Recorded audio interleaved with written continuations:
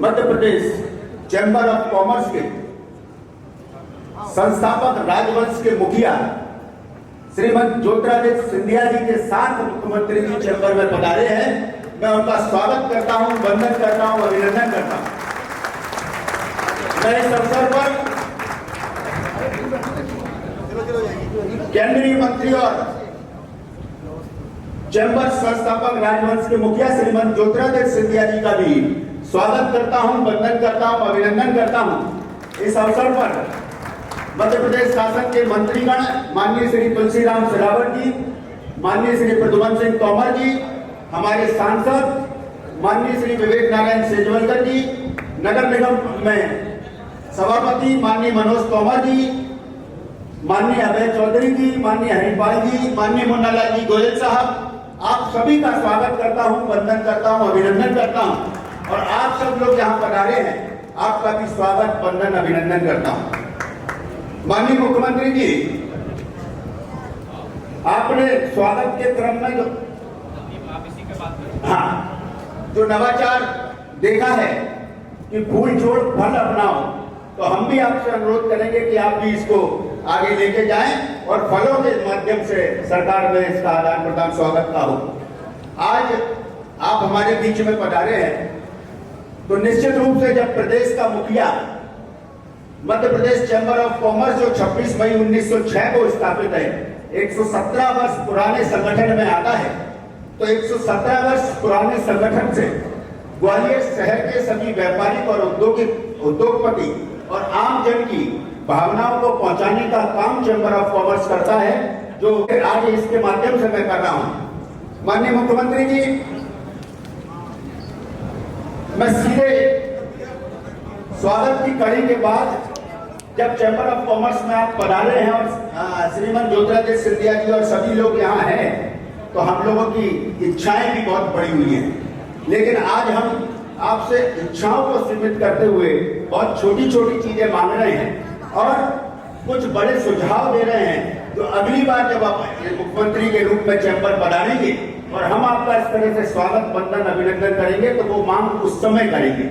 आज के जो सुझाव हैं उसमें एक गार्बेज शुल्क का युक्तिकरण, माननीय मुख्यमंत्री जी, इस ग्वालियर शहर के अंदर गार्बेज शुल्क अधिरोपित किया गया और गार्बेज शुल्क जब अधिरोपित किया गया तो उसकी दरें बहुत अधिक थी और खासकर व्यापार और उद्योग के लिए बहुत पीड़ादायी वो है।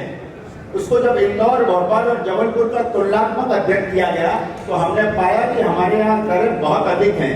नगर निगम को हमने जब कहा तो नगर निगम के द्वारा एक प्रस्ताव बनाकर शासन की अनुमति के लिए भेजा गया, लेकिन जब तक परिषद का गठन हो गया तो शासन स्तर से अधिकारियों ने कहा कि इसको परिषद से पारित कराना है, तो वो परिषद से अव्याचित बैठक के माध्यम से परिषद से सर्वसम्मति से पारित होकर शासन की अनुमति के लिए है। तो मेरा ये अनुरोध है कि Madhya Pradesh chamber of commerce की ये प्रमुख मांग है कि जो गार्बेज का प्रस्ताव गया है वो शीघ्र लागू किया जाए और जो पिछड़ा बकाया है उसकी दरें भी आज की दरों के समान संशोधित की जाए। हम आपको विश्वास दिलाते हैं, इसका क्रियान्वयन आप कराइए और इसी 15 तारीख को चैंबर भवन में संपत्ति कर विभाग के साथ शिविर लगा के करोड़ों रुपए राजस्व का दिलाने का काम भी चैंबर ऑफ कॉमर्स करेगा, ये मैं आपको विश्वास दिलाना चाहता हूं। माननीय मुख्यमंत्री जी, दूसरी जो हमारी डिमांड है, मध्य प्रदेश के अंदर व्यापारियों के ऊपर प्रोफेशनल टैक्स लगता है और जो कुल प्रोफेशनल टैक्स का आपका राजस्व आता है उसका 15% भाग व्यापारी जमा करते हैं। बहुत बड़ा रेवेन्यू नहीं है, लेकिन व्यापारियों को उसको जमा करने में, उसका लेखा जोखा करने में बहुत अधिक परेशानी होती है। और जब हम ये पत्र बना रहे थे, आज से 6 दिन पहले हम सोच रहे थे मुख्यमंत्री जी आएंगे, तब सूखा पड़ा हुआ था। हमारे मन में ये चिंता थी कि मुख्यमंत्री जी के सामने बहुत सारी आवश्यकता है, सूखा है, अगर सूखा पड़ गया, अकाल है, तो किसानों की मदद करनी पड़ेगी, लोगों की मदद करनी पड़ेगी। हमने देखा कि आप महाकाल बाबा के दर्शन करने गए और आपने इस बारिश के लिए जब बारिश की प्रार्थना महाकाल बाबा ने सुनी, तब हमने अपने लोगों को कहा कि अगर महाकाल बाबा ने माननीय मुख्यमंत्री जी की प्रार्थना सुनी है, तो हम भी महाकाल बाबा से प्रार्थना करते हैं कि मुख्यमंत्री जी हमारे प्रोफेशनल टैक्स की जो मांग, जो हमारे बहुत सारे मैं भी शिव का भक्त मुख्यमंत्री जी, और मैंने भी उसी वहां महाकाल में गया नहीं, लेकिन यहाँ बैठ के उनको नमस्कार करके ये प्रार्थना की है कि आप इस मांग को स्वीकार करेंगे और व्यापारियों को एक ईज होने का मौका देंगे। इसके साथ एक औद्योगिक क्षेत्र हमारे जो है उसमें संपत्ति कर लिया जाता है, जबकि वो डीआईसी की भूमि होती है। आपने लघु उद्योग भारती का एक संगठन आपके समक्ष गया था, आपने उसे आश्वस्त भी किया है, ऐसा लघु उद्योग भारती ने भी हमें बताया। मेरा अनुरोध है कि आज 117 वर्ष पुराने इस व्यापारिक संगठन में आए हैं। मध्य प्रदेश का ये सबसे पुराना व्यापारिक संगठन है। ये बड़ी घोषणा भी कि औद्योगिक क्षेत्र के लोगों को संपत्ति कर नहीं देना पड़ेगा, जो उत्तर प्रदेश ने कर दिखाया है, हम मध्य प्रदेश भी इसमें आगे आए, ऐसा मेरा अनुरोध है। एक बहुत जरूरी और महत्वपूर्ण समस्या मुख्यमंत्री जी या ट्रांसपोर्ट नगर की सड़कों की है और व्यवस्थाओं की। ट्रांसपोर्ट नगर के अंदर हमारे शहर का 25% व्यापार ट्रांसपोर्ट नगर में है। वहां की सड़कें पिछले 4 साल पहले बनी थी, लेकिन वो उच्च गुणवत्ता की नहीं होने और पर्याप्त क्षमता की नहीं होने के कारण अब वो सड़कें वहां खत्म हो गई हैं, और वहां जब बारिश होती है तो ऐसा लगता है कि यहाँ नाव चलानी पड़ेगी। ये बहुत बड़ी पीड़ा है। तो मेरा आपसे अनुरोध है कि ट्रांसपोर्ट नगर की सड़कें उचित क्षमता की बने, जो ट्रक वाहन जिस क्षमता के आते उस क्षमता की सीसी रोड बने, और ये इस चुनाव से आने से पहले, अधिसूचना जारी होने से पहले अगर आप बन जाएगी तो ट्रांसपोर्ट नगर के व्यवसायी के साथ इस ग्वालियर शहर का व्यवसाय मेरा आपका स्वागत करेगा, ये मेरा अनुरोध। इसके बाद एक ग्वालियर शहर में बहुत बड़ा प्रोजेक्ट जीडीए द्वारा माधव प्लाजा के रूप में बनाया गया। उस माधव प्लाजा में जो दुकानें दी गई, उसके अंदर व्यापारियों ने पैसा जमा किया और रजिस्ट्री कराने को कहा। क्योंकि माधव प्लाजा के पास पर्यावरण विभाग की एनओसी नहीं थी, उसके कारण वो रजिस्ट्री नहीं कर सकते थे। व्यापारी रजिस्ट्री कराने को तैयार थे, लेकिन जब पर्यावरण विभाग की एनओसी आई और व्यापारियों ने रजिस्ट्री कराने की बात कही, तो माधव प्लाजा के अधिकारियों ने कहा कि आपको ये विलंब के लिए ब्याज देना पड़ेगा, जबकि उसमें व्यापारी की कोई गलती नहीं। अतः मेरा अनुरोध है, ये प्रस्ताव भी शासन स्तर पर लंबित है, इसके लिए भी आप शासन स्तर पर निर्णय लें। एक व्यापारियों पर मुकदमे लगे थे 2016 में, तो हम लोगों ने जब सेंट्रल एक्साइज आया था गोल्ड के ऊपर, तो राष्ट्रव्यापी हड़ताल हुई थी 47 दिन की, तो हम लोगों ने भी अपने प्रदर्शन किए थे, तो हम लोगों पर मुकदमे लगे थे। उसकी अनुशंसा भी यहाँ की कमेटी में श्रीमती ज्योतिरादित्य सिंधिया जी ने जब पिछली बार चैम्बर आए थे तो उन्होंने घोषणा की थी। उसके बाद वो भोपाल अनुमति के लिए है, एक वो मसला है। एक मंडी व्यापारियों का जो मसला चल रहा है वो आपके संज्ञान में है, उस बिंदु को भी हमने यहाँ परिलक्षित किया। अब मैं जो बात कर रहा हूँ, अब मैं बात सुझाव के रूप में कर रहा हूँ। ये मात्र छोटी छोटी हमारी कुछ 5-6 मांगे थी, अब जो भी बात है वो सुझाव के रूप में है। आप उसे लागू भी करें तो ठीक, नहीं तो जब अगली बार मुख्यमंत्री के रूप में हम आपका स्वागत करेंगे तो उन मांगों के लिए बात करेंगे। उसमें मैं ये बात करना चाहता हूँ कि पानी के शुल्क की एक सुविधा योजना लागू की जाए। माननीय मुख्यमंत्री जी, बहुत सारे पानी के उपभोक्ताओं के बिल अनावश्यक रूप से जारी हैं, जबकि उन्होंने कनेक्शन कटाने के आवेदन के लिए रिकॉर्ड नहीं है, पैसा जमा कर दिया लेकिन पीएचई में एडजस्ट नहीं हुआ, या कहीं भी उपयोग नहीं हो रहा, लेकिन बिल निरंतर जारी है।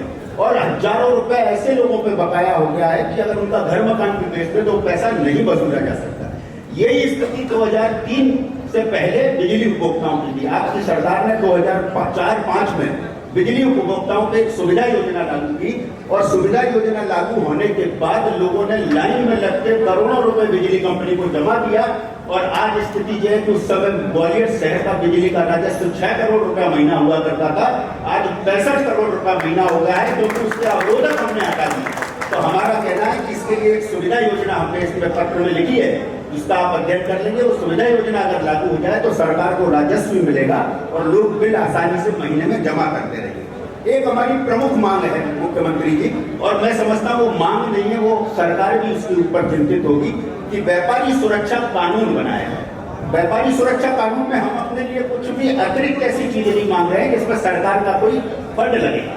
हमारा ये कहना है कि जब हम सॉफ्टवेयर में रजिस्ट्रेशन कराते हैं, उस वक्त जितने सॉफ्टवेयर में रजिस्ट्रेशन करे हुए लोगों का है, एक आकस्मिक दुर्घटना बीमा 5 लाख रुपए का होना चाहिए, जिससे जब कभी कोई दुर्घटना हो जाए तो शासन की तरफ हमें देखना नहीं पड़े, और जब शासन स्तर पर उसकी प्रीमियम दी जाएगी तो वो सैकड़ों रुपए में होगी प्रति व्यक्ति। इसके साथ एक आपदा विपदा राहत कोष इसी व्यापारी सुरक्षा में बने, कि जब हम लोगों के यहाँ कोई आपदा विपदा घट जाती है, अभी हजीरे में दुकानों में आग लगी, हम पुनः समर्थ है इस बात के लिए कि हम खड़े हो जाएंगे, लेकिन उस समय हमें एक सहारे की जरूरत है।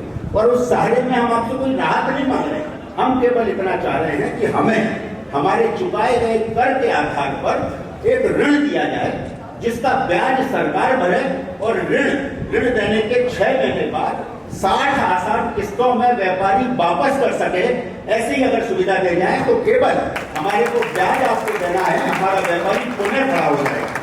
इसके साथ एक मैं सुझाव सरकार के राजस्व बढ़ाने के लिए और देना चाहता हूं मुख्यमंत्री जी। ग्वालियर शहर जैसे शहर का उदाहरण देते हुए मैं पूरे प्रदेश की बात करना चाहता हूं कि ग्वालियर के जो प्रमुख क्षेत्र हैं, चाहे गांधी रोड ले लें या जितने भी जहां सरकारी आवास और क्षेत्र हैं, कार्यालय के क्षेत्र हैं, उन्हें अगर आउटर पे शिफ्ट कर दिया जाए और उन सरकारी आवास में वहां को व्यावसायिक कॉम्प्लेक्स बना दिए जाए तो आप स्वरोजगार भी दे पाएंगे, और जो रेवेन्यू आपको उससे मिलेगा उससे क्षेत्र के विकास में भी काम आ पाएगा। इसके साथ सूखे नशे की बढ़ती प्रवृत्ति एक है, उसका भी मैं ध्यान आपकी ओर दिखाना चाहता हूँ। और अंतिम 2 चीजें कहते अपनी बात समाप्त करना चाहूंगा कि प्रत्येक विभाग में एक सिंगल विंडो सिस्टम हो, जिसके अंदर अकाउंटेबिलिटी फिक्स हो, और एक नगर निगम का जो नामांकन है, जो स्वामित्व को प्रदर्शित करने वाला दस्तावेज नहीं है, उसका मकान की रजिस्ट्री कराना बहुत आसान होता है, नगर निगम का नामांकन कराना उतना ही मुश्किल होता है।